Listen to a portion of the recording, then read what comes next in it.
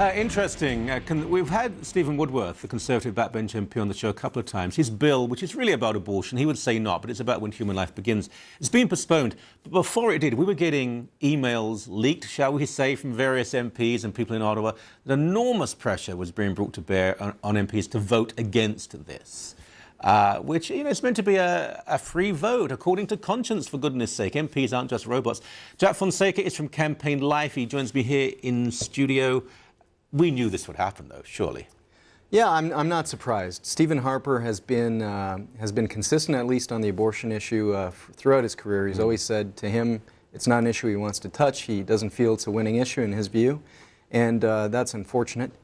You know, I kind of characterize his position on abortion as, you know, as almost becoming ridiculous. Yeah. We have now mainstream pro-abortion media types, personalities, agreeing with Stephen Woodworth that, hey, there's nothing wrong with the debate. Perhaps we should look at this law.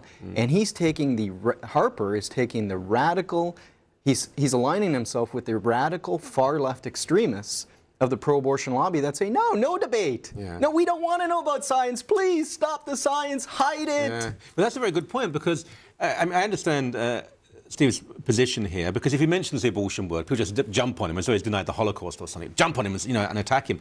What he said is, we need to bring science into legislation. When does human life begin? That should be almost a morally neutral question. When does life begin? Now, of course, we don't want to be disingenuous here. The pro-abortion people realize once we talk about that, the conclusion is going to be, well, at the point of conception. There's no other definition, so they run into panic. But I agree with you. I can understand the hard left pursuing this, but Stephen Harper, who has been very good generally on liberty and conscience, for him to say, don't vote for this bill, I'm very disappointed. Well, let me show you the hypocrisy in the position he's taking, and from the leaked Globe and Mail report. Sorry for saying that name here. Oh, no, don't worry. Hey, it's not a problem. I don't know what it is, but... but you know, he's been putting heavy, not him, the PMO and senior Tories are putting heavy pressure on MPs to defeat the motion. And it's hypocritical, because Stephen Harper's the one who just recently set up an office for religious freedom. So does he believe in religious freedom for Christians are being killed in other countries, but not for his own MPs, not for his own caucus? Where does he stand? That's rather a good point, actually. I mean, you know what they say. They always argue, look, we're the best of a bad bunch, if you like. The other side will be far worse. And if you want us to win the next election, don't mention the issue. Have they got a point there? No, I don't think so at all. I don't think so at all. It is true that that the mainstream media, that is, you know, it's part of the pro-abortion lobby. It's a mouthpiece for the abortion industry, to be honest. It's true. Not all of it, surely. Not all of it, but a large majority of it. And that is changing with some of the new journalists that haven't been indoctrinated in the past 40 years of lies and deception. But it is true that they'll jump on any pro-life MP and attack them and try to demonize them to the point where they're so attacked and so beleaguered that people start to question, oh, well, the person's running away. Maybe they've got something to hide. And however, the problem is not that they hold those views. The problem is that for some, they don't know how to express them. They don't know how to articulate their pro-life view, which is simply to say, hey, I believe in the sanctity of human life, and not look like you're hiding. Because when you look like you're hiding, then people see that, and then they back away. So you can win on the pro-life issue by being a pro-life, whether it's a conservative or a liberal or whatever party you belong to. You just have to be articulate, and you have to know how to stand for your principles, articulate your positions. And a good example of that is, as much as he's hated, is George W. Bush. He, you know, as much as he's attacked for and called stupid, he was very articulate in defending his belief in the sanctity of human life.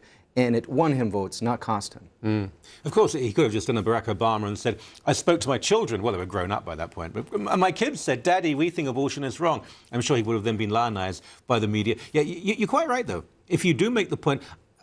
we had a pro-abortion activist on the other week. I mean, she was appalling, and people didn't see this, but when the interview was over, she slammed the microphone down and used a foul word to end the interview because I'd shown her up. And for example, the vast majority of the victims of abortion, babies who were black, brown, handicapped, and female. So that's a very progressive position, is it not, to say we stand up for the rights of these minority groups. The pro-abortion lobby says, no, kill them, kill them.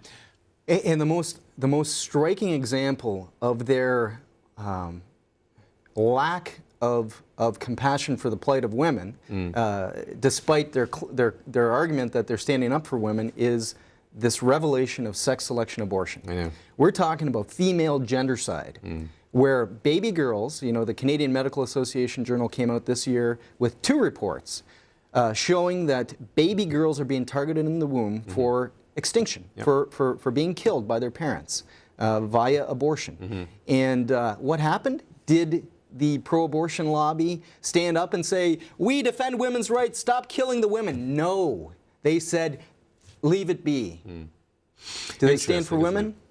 I think not. That was a real pleasure. Thank you so very much. You're welcome.